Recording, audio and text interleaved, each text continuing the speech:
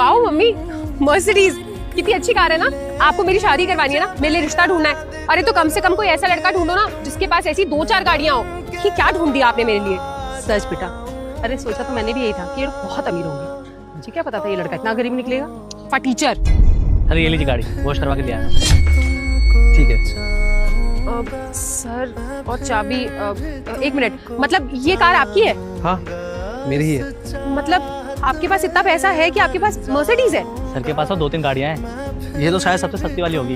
क्या बात कर रहे हो सर? अरे बेटा, तुम इतने अमीर हो तो फिर हमें इस चाय की टपरी पे क्यों बुलाया मिलने के लिए?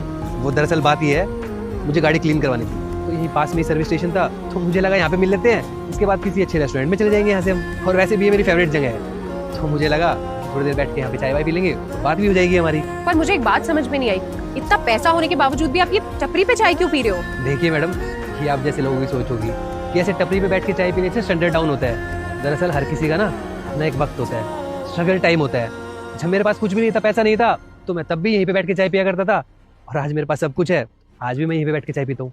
और मैं जब भी यहाँ पे आता हूँ तो मुझे एहसास होता है कि मैंने जो भी कुछ कमाया कितनी मेहनत से कमाया है, और मुझे उन चीज़ों की कदर भी होती है। हो अच्छा, अब मुझे समझ में आया कि आप आज जो कुछ भी अपने हार्डवर्क और अपने स्ट्रगल की वजह से, दैट्स सो नाइस। और I am really very sorry कि मैंने आपसे थोड़ा लाउड वॉइस में बात की थी। एक्चुअली थोड़ी सी मिसअंडरस्टैंडिंग हो गई थी। I hope you understand. Mummy, हम लोग एक काम करते हैं, इनकी मर्सिडीज में ना किसी अच्छे से कैफे में चलते हैं, वहां बैठ के आराम से बात करेंगे। हाँ। नहीं, मुझे अभी इस रिश्ते में कोई इंटरेस्ट नहीं है। अरे बेटा, आप तो छोटी सी बात को दिल पे लगा के बैठ गए। वो बस एक जरा सी मिसअंडरस्टैंडिंग हो गई थी और कुछ नहीं। नहीं आंटी जी, आप लोगों की बातों से पता चल गया कि आपकी नजरों में इंसान की कोई वैल्यू नहीं है, सिर्फ पैसे की वैल्यू है। आपने 1 मिनट में मुझे जज कर लिया। और वैसे भी मुझे शादी के लिए एक ऐसी लड़की चाहिए जो मेरे परिवार को जोड़े, ना कि पैसों के लिए तोड़े।